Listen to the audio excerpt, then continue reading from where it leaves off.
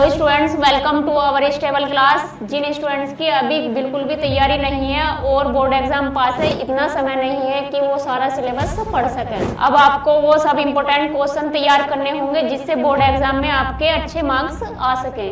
उन्हीं स्टूडेंट्स के लिए लेकर आए हैं हम एक क्रैश कोर्स, जिससे मात्र 30 लेक्चर कंप्लीट कराएंगे और 30 लेक्चर में ही आपके 90+ नंबर आ जाएंगे। मैं आप सभी स्टूडेंट्स के लिए बायोलॉजी के बहुत ही इंपॉर्टेंट क्वेश्चन लेकर आई हूँ, जिन्हें आप अच्छे से पढ़कर प्रिपेयर करके तैयार करके बोर्ड एग्जाम में अच्छे मार्क्स ला सकते हैं। तो हम देख लेते हैं कौन कौन से इंपॉर्टेंट क्वेश्चन हैं। सबसे पहला क्वेश्चन है मनुष्य के नर जनन तंत्र। मनुष्य का जो नर जनन तंत्र होता है उसका सचित्र वर्णन करना, या फिर हम इसका जो हम वर्णन करते हैं मतलब सचित्र मतलब चित्र बनाकर, और इसकी जो हेडिंग होती है, थ्योरी होती है, उनका कैसे हम वर्णन करते हैं। तो हमें मतलब ये क्वेश्चन अच्छे से प्रिपेयर करने तैयार करने मनुष्य के नर जनन तंत्र का, और बहुत ही इंपॉर्टेंट क्वेश्चन है ये आपके लिए। आपको अच्छे नंबर ला सकते हैं आप इन्हें तैयार करके।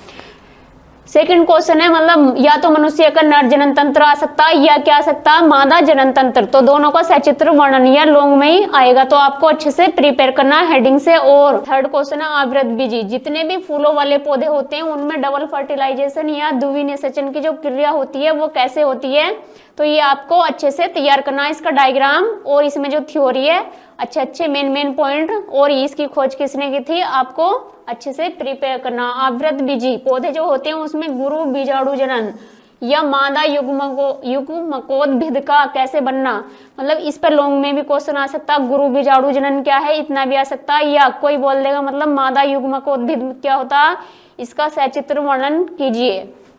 नेक्स्ट क्वेश्चन है अपरा।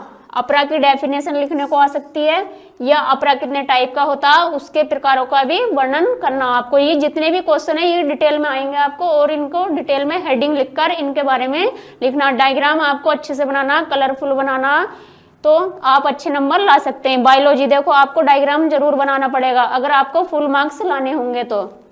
नेक्स्ट क्वेश्चन है अंडाशय। ओवरी जो होती है या अंडाशय जो होता है उसकी जो अनुप्रस्थ काट होती है उसका आपको सचित्र वर्णन करना, उसे मतलब डायग्राम को बनाना, और उसमें कौन कौन से नाम होते हैं, उनका क्या क्या काम होता है उसके बारे में लिखना होता है। जनसंख्या विस्फोट मतलब जनसंख्या कैसे बढ़ रही है उस पर कैसे कंट्रोल लगाया जाना चाहिए, कैसे नियंत्रण किया जाना चाहिए। बहुत सारी विधियां होती हैं जैसे कि MTP होती है, मेडिकल टर्मिनेशन ऑफ प्रेगनेंसी, तो इसके द्वारा हम क्या कर सकते हैं, जनसंख्या पर कंट्रोल कर सकते हैं। और बहुत सारी ओरल टैबलेट होती हैं, उन्हें खाकर भी हम इन जनसंख्या का कंट्रोल कर सकते हैं। अब नेक्स्ट क्वेश्चन है मेंडेल कौन थे। मेंडेल ने मतलब एक मटर के पौधे पर एक्सपेरिमेंट करके कितने नियम दिए थे, 3 नियम दिए थे, उन्हें अच्छे से तैयार करना। मतलब एक साथ तो नहीं आएंगे, जैसे कि डाई हाइब्रिड क्रॉस मेंडेल का 3rd नियम है, लॉ ऑफ इंडिपेंडेंट असॉर्टमेंट या स्वतंत्र अपव्यूहन का नियम।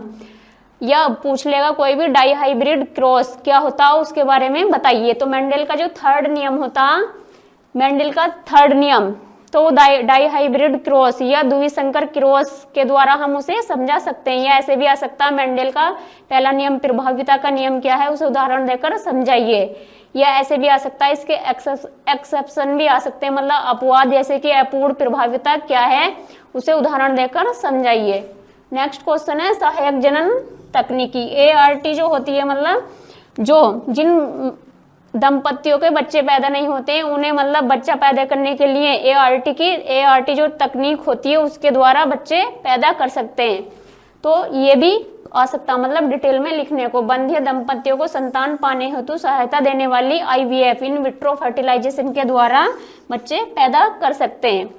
नेक्स्ट क्वेश्चन है वंशागति का क्रोमोसोमल सिद्धांत। क्रोमोसोम जो सिद्धांत था वो किसने दिया था, और इसके बारे में डायग्राम बनाना अच्छे से और आपको तैयार करना है। नेक्स्ट क्वेश्चन है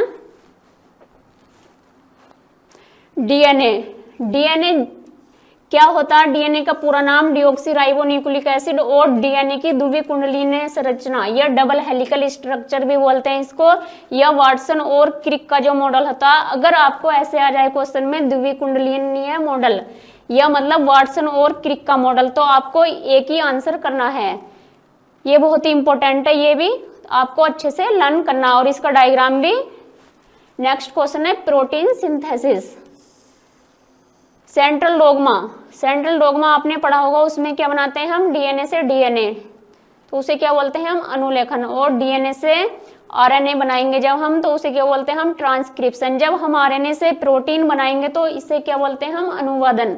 या ऐसे भी क्वेश्चन आ सकता है, प्रोटीन संश्लेषण पर की प्रक्रिया को समझाइए, या अनुवादन क्या है, इसका डायग्राम बनाइए या इसे समझाइए। मतलब इसके दो नाम, आपको कंफ्यूज नहीं होना वहां पर। मतलब प्रोटीन संश्लेषण के नाम से भी आ सकता है या अनुवादन के नाम से भी, तो आपको एक ही आंसर करना है। नेक्स्ट क्वेश्चन है, मिलर, जब जीवन की उत्पत्ति हुई थी तो मिलर ने एक्सपेरिमेंट करके जीवन की उत्पत्ति के बारे में बताया था। तो इनका जो एक डायग्राम है, मतलब उनमें कौन कौन सी गैसें ली थी उसका वर्णन करना और चित्र सहित बताना। अगर आप चित्र नहीं बनाएंगे तो आपको आधे नंबर मिलेंगे। इसलिए जितना हो सके आप जिस थ्योरी का मतलब चित्र है तो आपको उसे बनाना पड़ेगा, तभी आप 90+ में नंबर ला सकते हैं बायोलॉजी में। और ये जितने भी इंपॉर्टेंट क्वेश्चन है इन्हें पढ़कर अच्छे नंबर ले आएंगे। नेक्स्ट क्वेश्चन है, जैव विकास या इवोल्यूशन। जब जैव विकास, मानव का विकास हुआ था, जीवन की उत्पत्ति हुई थी, तो समझात अंग मतलब कुछ ऐसे प्रमाण मिले थे जो देखने में समान थे, कुछ क्या थे, अलग अलग, उनका काम अलग अलग था, और कुछ देखने में समान होते हैं। तो ये जो अंग होते हैं इन्हें बताना और उदाहरण सहित बताना कौन कौन से होते हैं, और इसका भी डायग्राम है, आपको अच्छे से तैयार करना। नेक्स्ट क्वेश्चन है, डीएनए का एक अनुवांशिक पदार्थ है। डीएनए क्या है, एक अनुवांशिक पदार्थ है। इसे प्रूफ करने के लिए या मतलब इसे बताने के लिए कि डीएनए ही एक अनुवांशिक पदार्थ होता है और सूचनाओं को एक पीढ़ी से दूसरी पीढ़ी में ले जाने का काम करता है। तो इसे किसने दिया था, हर्शे एवं चेज ने, 2 साइंटिस्ट थे, इन्होंने इसे सिद्ध किया था कि डीएनए ही अनुवांशिक पदार्थ होता है। नेक्स्ट क्वेश्चन है, अनुवांशिक कूट। अनुवांशिक कूट क्या है, इसकी विशेषताएं भी बतानी है आपको और इसका डायग्राम भी बनाना, कैसे एमिनो एसिड इसमें बनते हैं, 64 टाइप के। अनुकूली विकिरण, एडेप्टिव रेडिएशन या अनुकूली विकिरण क्या है, इसके उदाहरण देकर आपको समझाना। इसके उदाहरण कौन कौन से होते हैं ये भी आपको बताना। नेक्स्ट है, प्रतिरक्षा या इम्यूनिटी क्या होती है। कभी कभी आपने देखा होगा आपके घरों में मतलब या पास पड़ोस में या मतलब आपके परिवार में या आपके मतलब रिश्तेदारी में कोई भी 1 या 2 व्यक्ति ऐसे मिल जाते हैं मतलब जो बार बार बीमार पड़ते रहते हैं। क्यों पड़ते हैं, क्योंकि उनकी इम्यूनिटी बहुत लो है और उनकी जो मतलब प्रतिरोधक क्षमता वो बाहर के जो जीवाणु बैक्टीरिया उनसे लड़ने में हेल्प नहीं करती, तो इसलिए उनकी इम्यूनिटी लो हो जाती है और वो बार बार बीमार पड़ जाते हैं। तो प्रतिरक्षा क्या है, एक प्रतिरक्षी अणु का नामांकित चित्र बनाइए, इसका चित्र बनाना। नेक्स्ट क्वेश्चन है, एड्स। एड्स क्या होता है, एड्स एक वायरस होता है HIV, उसके द्वारा होने वाली बीमारी है और ये कैसे फैलती है। जब ये फैलती है तो इसके कौन कौन से लक्षण दिखाई देते हैं, जब ये लक्षण दिखाई देते हैं तो इसका टेस्ट कैसे होता और इसे रोकथाम कैसे करनी चाहिए, तो इसके बारे में हम डिटेल में करेंगे। ये क्वेश्चन लॉन्ग में आ जाता है, ये एड्स की फुल फॉर्म लिखने को भी आ जाती है, या HIV की। एड्स के विषाणु का लक्षण, एड्स का विषाणु क्या होता है, HIV, उसका उपचार कैसे करेंगे और बचाव के कौन कौन से उपाय हैं उनके बारे में आपको बताना।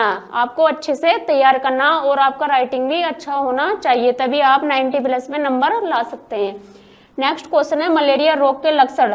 मलेरिया रोग कैसे फैलता और उसका उपचार कैसे करते हैं, उससे बचाव के कौन कौन से उपाय हैं उसके बारे में आपको डिटेल में करना और उसके जीवन चक्र जो होता है उसका भी नामांकित चित्र बनाना, तभी आपको फुल मार्क्स मिलेंगे। नेक्स्ट क्वेश्चन है, संक्रामक और असंक्रामक रोग क्या हैं, उदाहरण देकर समझाना आपको।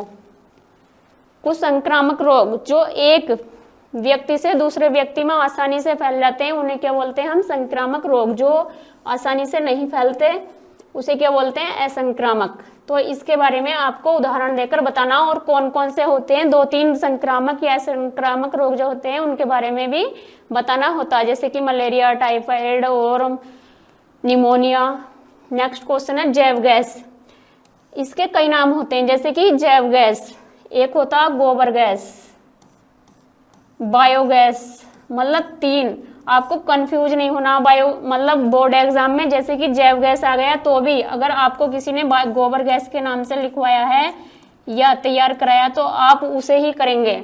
जैसे कि मतलब जैव गैस आ गया या गोबर गैस के नाम से आ गया या बायोगैस के नाम से, तो आपको एक ही आंसर करना। और ये बायोगैस कैसे बनती है उसका जैव गैस प्लांट का सचित्र वर्णन करना।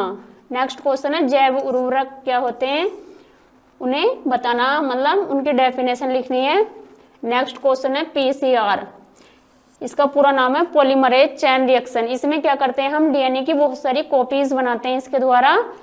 मतलब डीएनए एक जीव से दूसरे जीव में जब हम डीएनए डालते हैं, कैसे डालते हैं, किन किन एंजाइम की जरूरत पड़ती है, तो इसमें हम क्या करते हैं डीएनए की बहुत सारी कॉपीज बनाते हैं, तो इसका आपको वर्णन करना। नेक्स्ट क्वेश्चन है क्लोनिंग वेक्टर क्या है, इसकी विशेषताएं बतानी है और इसका डायग्राम भी बनाना, क्लोनिंग वेक्टर। नेक्स्ट क्वेश्चन है इलेक्ट्रोफोरेसिस तकनीक क्या, जेल इलेक्ट्रोफोरेसिस तकनीक क्या है।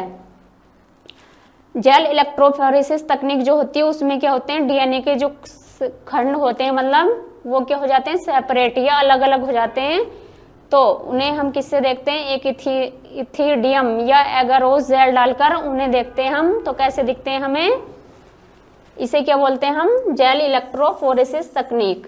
अभी हम आपको अगले लेक्चर में मतलब सारी जितने भी इंपॉर्टेंट क्वेश्चन है चैप्टर वाइज, एक चैप्टर में मतलब कितने इंपॉर्टेंट क्वेश्चन है उनकी चैप्टर वाइज वीडियो बनाएंगे और आपको सारी तैयारी कराएंगे 30 लेक्चर में। जीन चिकित्सा से अब क्या अभिप्राय है, गंभीर संयुक्त प्रतिरक्षा या इसे SCID बीमारी का उपचार कैसे होता है, मतलब किसी का जीन खराब हो जाए उसमें जीन ट्रांसफर करने को हम क्या बोलते हैं, जीन चिकित्सा या जीन थेरेपी के भी नाम से जानते हैं। मानव इंसुलिन, जितने भी डायबिटीज के बीमार लोग होते हैं मानव इंसुलिन पर टिप्पणी लिखनी है। नेक्स्ट क्वेश्चन होता है खाद्य श्रृंखला को आपको बताना, उसकी डेफिनेशन लिखनी है और इसे उदाहरण देकर समझना। नेक्स्ट क्वेश्चन है पारिस्थितिकी तंत्र से आप क्या समझते हैं, एक तालाब, एक पौंड या तालाब जो होता है उसमें कौन कौन से घटक होते हैं उनके बारे में बताना आपको, कौन कौन से प्लांट होते हैं तालाब में और कौन कौन से घटक होते हैं, बायोटिक या बायोटिक जो भी होते हैं। तो आपको ये जो क्वेश्चन है मतलब डिटेल में करने हैं अच्छे से।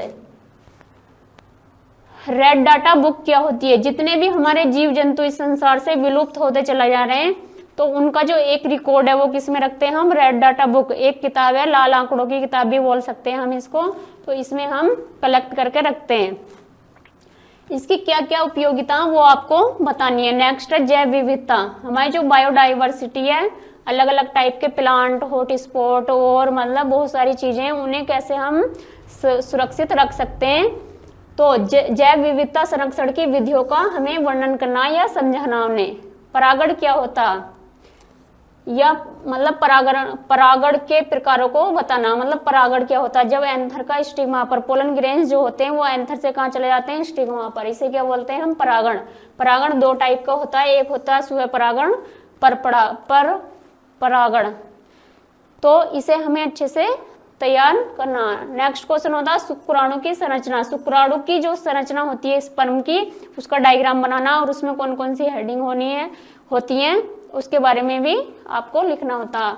कुछ क्वेश्चन आते हैं मतलब जैसे कि टिप्पणी लिखने को भी आती है कुछ क्वेश्चन पर, जैसे कि राष्ट्रीय उद्यान, परजीविता और मतलब एंडोन्यूक्लियस एंजाइम होता और हीमोफीलिया, वर्णता, तो इन पर टिप्पणी लिखने को आती है आपको, मतलब इन पर टिप्पणी लिखनी है अच्छे से। तो सबसे पहला राष्ट्रीय उद्यान कौन कौन से होते हैं और खाद्य जाल, सहकारिता, परजीविता, किराई प्रोटीन्स क्या होती हैं, बायोपायरेसी, प्रतिबंधन एंजाइम या रेस्ट्रिक्शन एंजाइम के भी नाम से जानते हैं। तो आपको क्वेश्चन ऐसे भी आ सकते हैं मतलब टिप्पणी लिखने को भी, या ऐसे भी आ सकता है मतलब खाद्य जाल क्या है इसे बताओ, उदाहरण देकर समझाइए, या परजीविता क्या है इसे समझाइए, या आप परजीविता से क्या समझते हैं, मतलब टिप्पणी लिखने को भी आ सकता, या इस टाइप से भी आ सकते हैं, बायोपायरेसी क्या है उदाहरण देकर बताना आपको।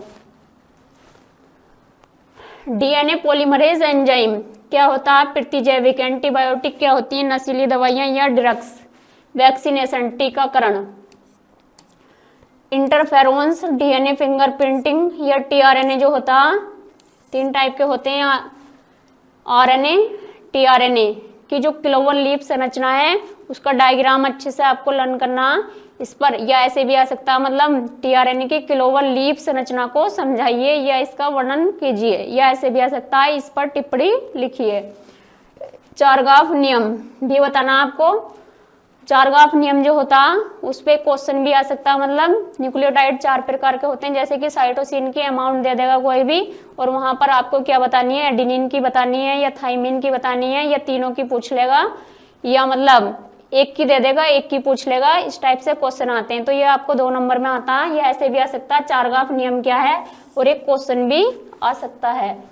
हीमोफीलिया, हीमोफीलिया रोग क्या होता है, कुछ रोग क्या होते हैं क्रोमोसोम्स की कमी से होते हैं, कुछ जीन की या आनुवांशिक जेनेटिक मतलब जीन की कमी के कारण होते हैं, तो ये रोग हो जाते हैं, जैसे कि हीमोफीलिया वर्णाता या क्लाइनफेल्टर सिंड्रोम। अगर हमारी बॉडी के अंदर एक क्रोमोसोम घट जाता है या बढ़ जाता तो बहुत सारे सिंड्रोम हो जाते हैं।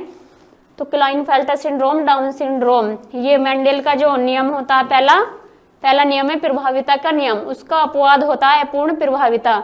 तो ऐसे भी आ सकता है, मतलब क्वेश्चन है अपूर्ण प्रभाविता क्या है, इसे डायग्राम के द्वारा समझाइए। अनिषेक फलन या बहुभ्रूणता या परागकोश की अनुप्रस्थ काट। तो ये जितने भी क्वेश्चन है इंपॉर्टेंट, आपको अच्छे से प्रिपेयर करने हैं, और चैप्टर वाइज हम जिस चैप्टर में जितने भी इंपॉर्टेंट क्वेश्चन है उनकी 30 लेक्चर बनाएंगे और आपकी अच्छे से तैयारी कराएंगे। Okay, thank you.